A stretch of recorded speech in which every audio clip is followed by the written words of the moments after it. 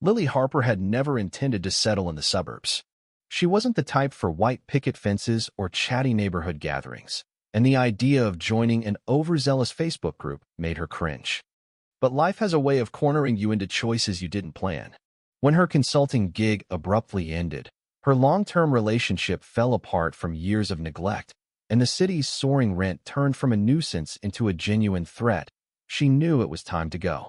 Not to reinvent herself, Lily loathed cliches like that, but to strip things down, quiet the chaos, and carve out a space that felt secure and wholly hers. The house came from her ex-husband's late uncle, a retired mechanic named Tom who loved off-grid experiments and oddball design.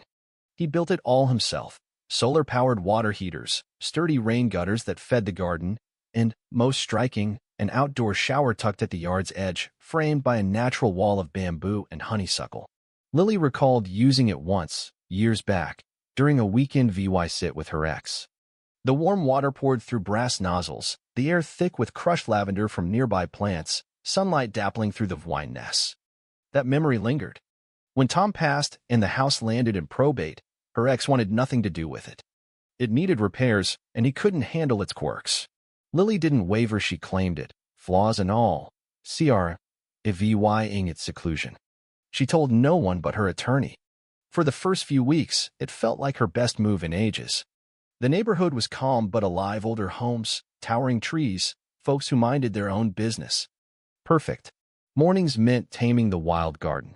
Afternoons, she consulted part-time for a shipping software company, relieved her job, didn't care where she lived. Evenings brought walks, podcasts, and new routines. She was making peace with silence, turning it into a friend. Fixing the outdoor shower was an early win. It took minor tweak: new fittings, clean filters, solar panels humming back to life with a steady flow. It wasn't for show or company. For Lily, it was a quiet triumph, a reclaiming of control. She'd rinse off after yard work or unwind after Zoom calls with obtuse managers. It was hers alone. So when she rounded the house one Saturday and saw a woman casually showering there, humming like it was routine, Lily froze, speechless. The woman, in her mid-60s, wore a loud paisley robe that jarred against the shower's rugged copper and stone. Her hair was pinned up, a bottle of citrus shampoo perched on the ledge, a woven bag by the chair Lily had just refinished. Steam curled up as water trickled over her feet. She didn't notice Lily until she grabbed a towel. "Oh, hi there," she chirped, beaming. "Wasn't sure you were around. Hope it's okay. I stopped by. This shower's delightful. Haven't used it in years." Lily blinked. "Excuse me, but who are you?" The woman beamed wider. "Nancy Wheeler. I live 2 houses down, over the fence. I usually handle our block's fall cleanup. You might have seen the flyer. You're new, right?" "I moved in last month," Lily said, processing. "This is my property. My shower." Nancy's smile didn't falter. "Oh, absolutely. It's just this used to be sort of open. Your ex's uncle, Tom, he was so generous. Said it was for everyone to enjoy nature. We all did, back when this street felt like a real community." Irritation flickered in Lily. "That might have been then, but it's not now. I fixed it myself. It's private." Nancy chuckled, like it was a quip. "That's a bit silly. It's not inside your house, and the fence isn't exactly a fortress. Things shared for years, people come to count on them. You'll get it once you've been here longer." "No," Lily said, sharper. "You don't understand. This isn't shared. It's mine. You're trespassing." Nancy's expression tightened, her smile turning patronizing. "Well, I see we're drawing hard lines. That's too bad. I thought you'd be more flexible." Her tone shifted, practiced. "Guess I'll mention it to the board, see what they think about locking up a decades-old perk." "The board?" Lily echoed. Nancy nodded.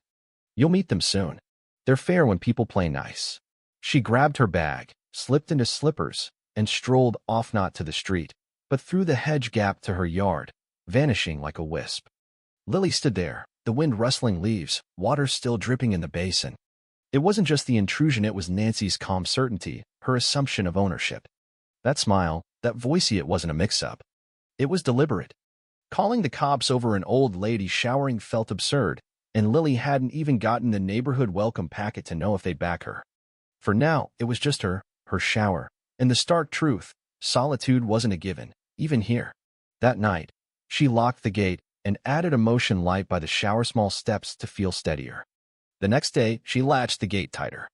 At dusk, sipping coffee, she spotted a fresh, smeared footprint on the stone path.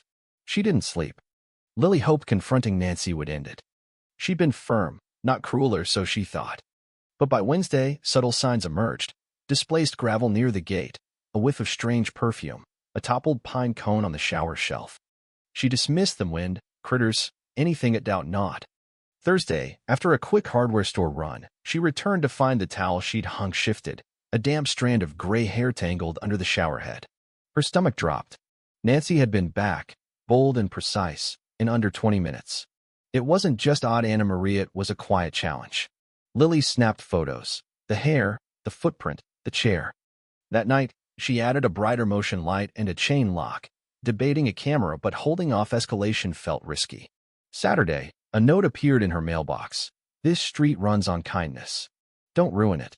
We notice who shares and who doesn't. The board knows. No signature, but the neat script screamed Nancy.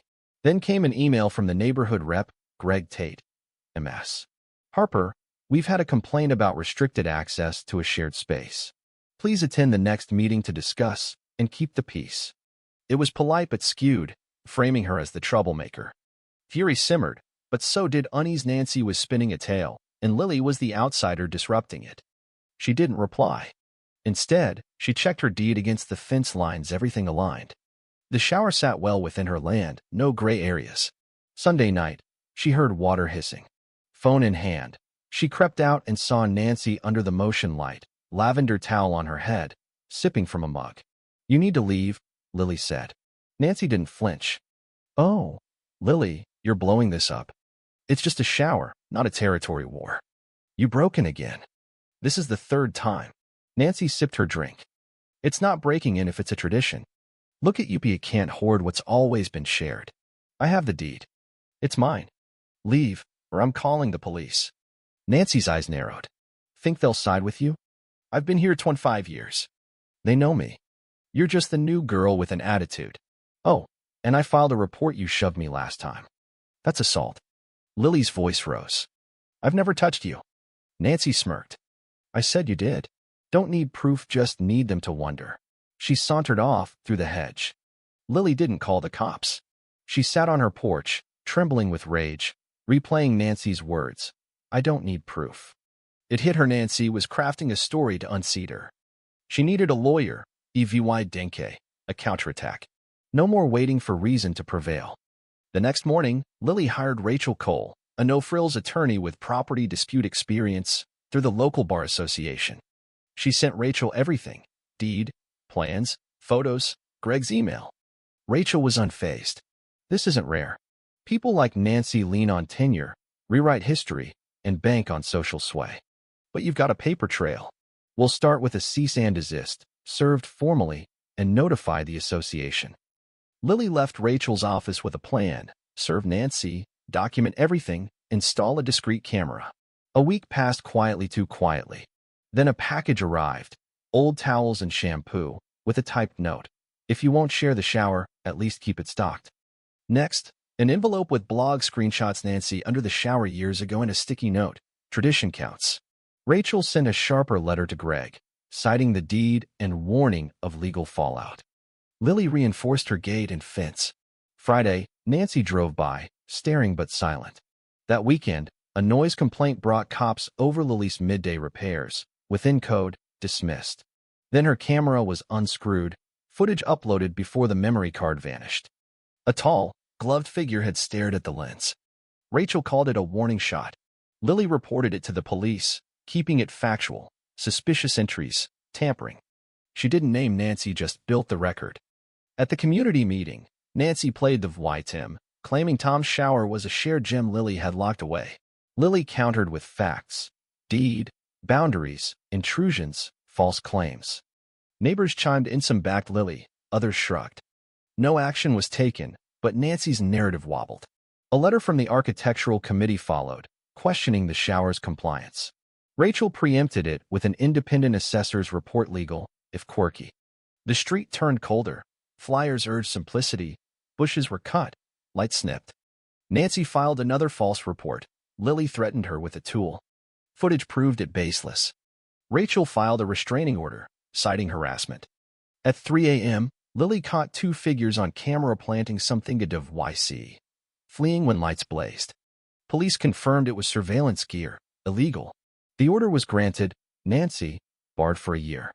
Identified neighbors faced notices. Karen vanished, her house sold, empty by October. Lily stood in her garden, shower running, not for need but defiance. Rachel closed the file. You set the line. Lily slept with windows open, the silence hers again, earned and unbroken.